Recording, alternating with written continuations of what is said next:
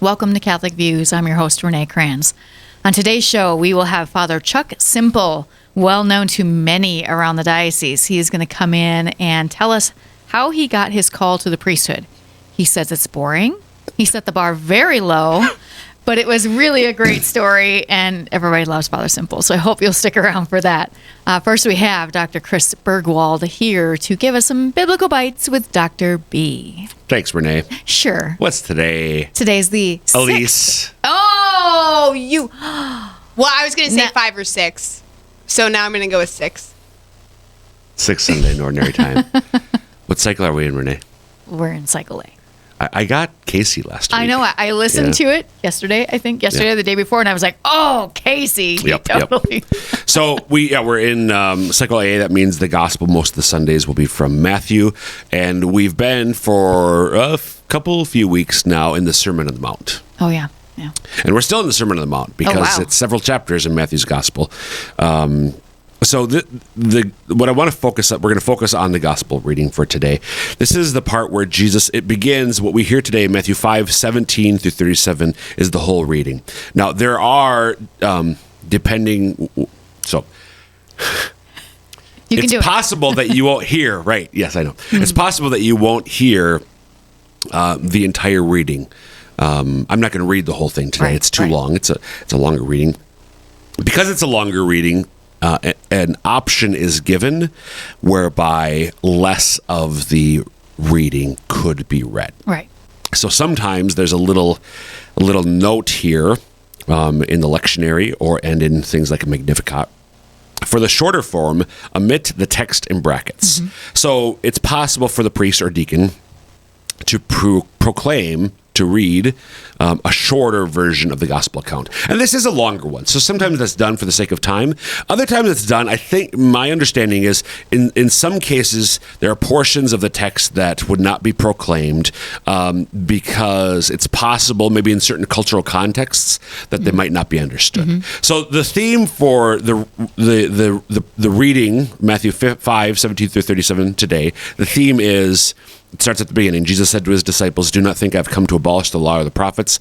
I've come not to abolish, but to fulfill." So he teaches on that. I'm not here to do away with the Torah. Mm-hmm. I'm here to fulfill the Torah, and in fact, to show you how to truly internalize the call to holiness that the Torah has always embodied. Right. And then he gives some examples of him really upping the ante, in fact.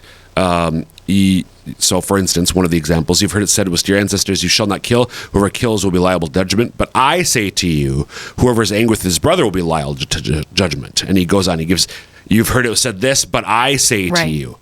And one of the, so this is one of them. You've heard it was said, "You shall not commit adultery. But I say to you, everyone who looks at a woman with lust has already committed adultery with her in her heart."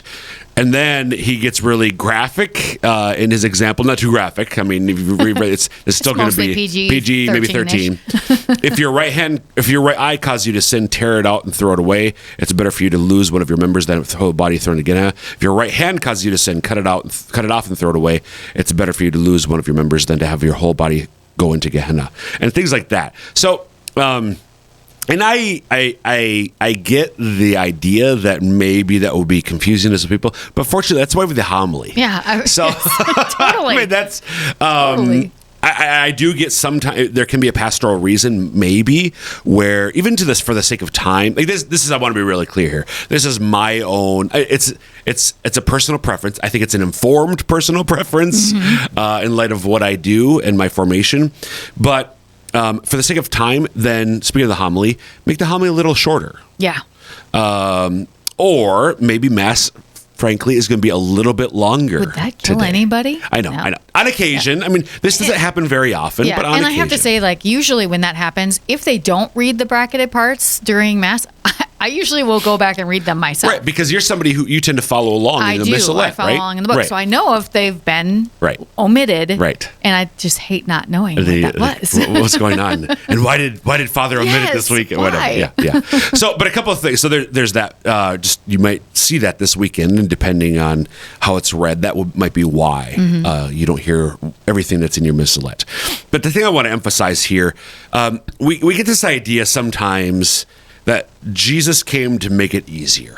Oh, right. for us, right? And I already spoke to the truth. No. He upped the ante. He upped the standard.